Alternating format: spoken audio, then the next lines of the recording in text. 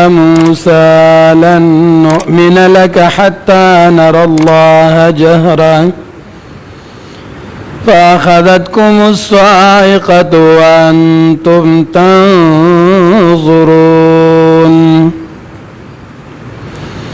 ثم بعثناكم من بعد موتكم لعلكم تشكرون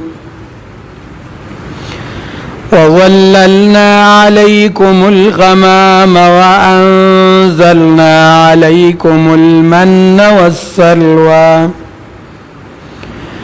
كلوا من طيبات ما رزقناكم وما ظلمونا ولكن كانوا أنفسهم يظلمون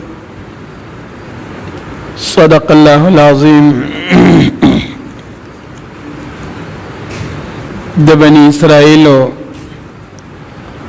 شرارتنا او دای خباستنا هم ذکر کېدل. بني اسرائیلو باندې د الله کړي شوی نعمتونه هم یادېدل.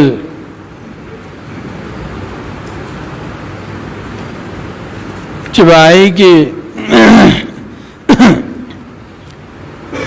د فرعون نه نجات او د الله د طرف نه کتاب ملاوېدلو وحی راتللو د موسی علیه السلام د نبوت په شکل کې هغه ته کتاب ملاوېدل. موسی علیه السلام چې له برابرول په تور کې دی خو د دې بل یو ظلم کول شرک کول دا غیم دا الله د طرف نه د توبې حکم راتلل